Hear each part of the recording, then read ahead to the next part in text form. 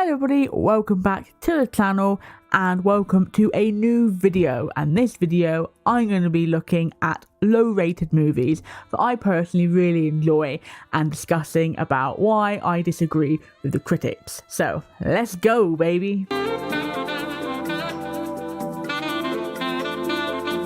Movie number one, these are in no particular order. It is Charlie's Angels Full Throttle. Okay, now I love the original Charlie's Angels. Back in the day, I was brought up with it. My mum used to love the TV show. I was brought up with the TV show, and in doing so meant that I was brought up as well with the Drew Barrymore, Lucy Liu, and Cameron Diaz one. And that one is perfection to me, okay? I didn't care for the Kristen Stewart one. Couldn't care less about that one. Give me more of my trio. Give me more of my girls, okay? And I loved the first Charlie's Angels, and it looked like the critics did as well, because I think it's on like a 60%. But Full Throttle, okay, I saw this at the cinema, Full Throttle. It was one of my first rated 12 movies I saw. I would have been about 7. And little lesbian Soph, who is yet to discover she's a lesbian, sits in the cinema seat, and up comes the goddess that is Drew Barrymore, Cameron Diaz, Lucy Liu, fighting Demi Moore. Okay, talk about the sexuality overload. Okay, from that moment on, I was like, hot damn, I love the women. Okay. So good. It's cheesy but in the best way possible. It's so funny to rewatch it now because it's so stupid, but it's so good, and you can tell that everyone's having the time of their lives. And I just adore when people just fully go into the crazy and the cheesy and just accept it. And these girls do. It's got Bernie Mac as Bosley, who is just so funny because there's no Bill Murray in this one, but we got Bernie Mac coming in as part of the Bosley clan, and it's so funny. And I just love it. It's so good, and I don't care that people don't like it very much. I don't care that critics hated it. I just found it perfect for when I was growing up, and rewatching it now, it puts a smile on my face. And who doesn't want to see Demi Moore fight Cameron Diaz and Drew Barrymore and Lucy Liu? Oh, that was the best foursome ever. Okay, it really was. Second movie is Dream House. Now, Dream House is universally panned by everyone, okay? Dream House is often you'll find on the worst rated horror movie list of all time. But I'm a Dream House defender, okay? This channel is Dream House friendly. I enjoy this movie. Now, it's not a perfect movie by any means. It's not. Of course it's not. But it's not an awful movie either. You got Rachel Weisz and Daniel Craig, and this was the movie that I believe started their love affair, and now look what's happened. They are the beautiful couple, okay? This movie, Dream House, is to thank people. You got Naomi Watts being Naomi Watts, essentially. She's great. Hey, I love bit Naomi Watts, okay? And you got 2 kids, which I didn't hate. Normally I hate kids, and I especially hate kids in movies. Didn't hate these 2 kids. I thought they were quite cute. Sue me. And yes, okay, the twist is a little bit obvious, and the scares are a little bit by the numbers. But it's just one of those movies that you can turn on, you can not have to think about it.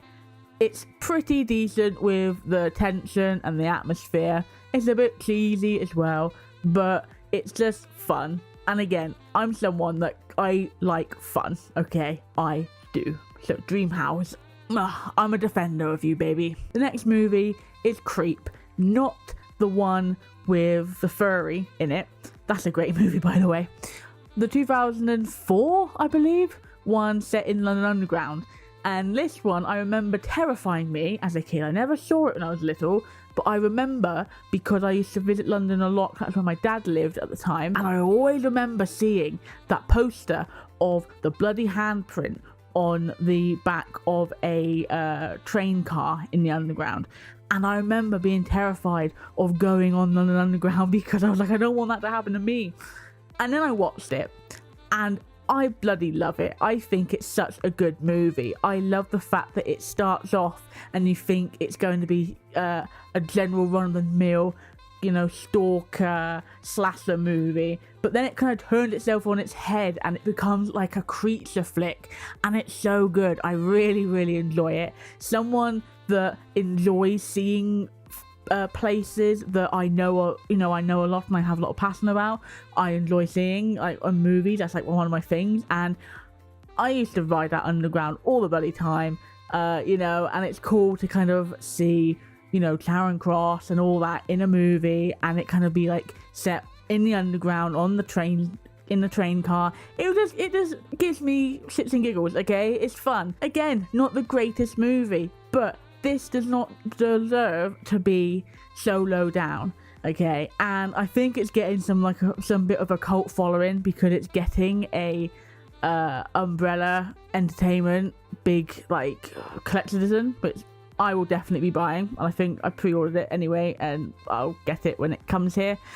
Again, England got more money than sense me, just buying everything, and I'm so happy about it. I want this movie to be up there with some of the best creature flicks in film, okay, people. The next one I've covered on this channel, the link to the actual review for the movie. But Small Soldiers, people, what is wrong with people? Why do people not like Small Soldiers?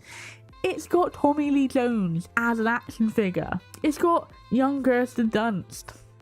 It's got a man who just wants to get the best quality picture for his home theatre system, which I can relate, okay, I can relate. And it's just balls to the wall fun. It's child friendly, so you don't have to worry about your kids watching it. I don't have to worry about my nephew if he comes in watching it. It is a product of its time in the 90s. But again, it still holds up today. I think the actual computer, the CGI on it all, and the visual effects hold up to it today.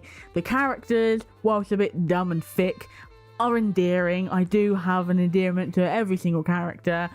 I always wanted a Gorgonite, and I still want a Gorgonite right now. And I wish they made the big figures, because I would have wasted so much money on those bitches. I want them in my room right now. Justice for the Gorgonites, baby. And then the last one I'm going to talk about today is Seed of Chucky, okay? Why? Why is this panned? Well, I know why it's panned, okay? This movie is just unique, and I love it. I love when a franchise is so many entries deep and it still finds a way to be new and original, and this is how Chucky did it. It did the Child Play trilogy, and they kind of swapped up a bit by taking Andy and throwing him into military school. Then you gave him Bride of Chucky, where you got Jennifer Tilly being Jennifer Tilly and just being a goddess, and that's fun, and it kind of being a bit of a romantic comedy movie, always good. And then they brought it around to a very meta movie with Seed of Chucky, where we get Glenn and Glenda.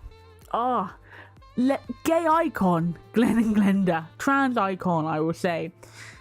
And the fact that this movie is a movie in a movie, you got actors playing people making Chucky, okay, that's so, I just love it. I get a kick out of it, yes, okay, it was pretty obvious that they were kind of taking it from Scream and those type of movies, and they were just being like, it's popular, let's do it. And yes, Scream did it better, but this one is just fun. Again, it's fun. All these ones are fun, okay? And I think this is what I realised. Critics hate fun. And Jennifer Tilly is giving it her all again. It's great to see Jennifer Tilly as well as Jennifer Tilly rather than as Tiffany. But hey, Tiffany's great. And you get, like I said, you get Glenn and Glenda, and it's just good, okay? And I hate the fact that it gets so universally panned when I watched a documentary about the making of all the Chucky movies, and so many people had such a blast with this movie and hold this movie in such their heart, and I think it's such a big movie in the gay community as well, that yeah, I just hate that it's got such a bad reputation. And I think if people that haven't watched it and kind of jump on the bandwagon and be like, oh, it's stupid, it's rubbish, ha ha ha, give it a go, because you'll be surprised, okay? Because it's not it's a surprising movie, okay? But those are my movies that I love and the critics absolutely hate or pan. And here's what I'm trying to say to you guys is make your own opinion, okay? This is a problem with movie critics, and this is why I kind of stopped doing in-depth movie related reviews, because I don't want people who haven't seen a movie be influenced by my decision whether you go and see that movie yourself.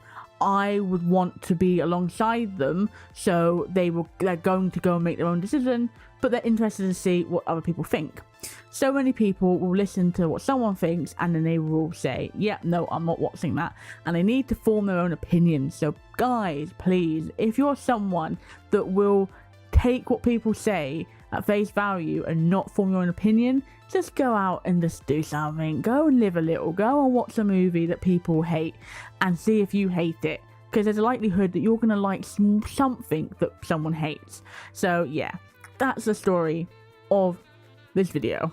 There will be a part 2, which is going to be the opposite. High rated movies that I hate. Okay, because again, me and critics don't work out. I don't correlate with the critic scores, which is always fun. I'm happy that I'm not part of the critics, you know? Comment down below what movies that are hated that you really like, and you will be a justifier and you will be a defender till the end for that movie. Follow me on these socials, all good. Make sure you like and subscribe to the channel for more of this goodness oh shit, and I will see you at the next video. Bye bye.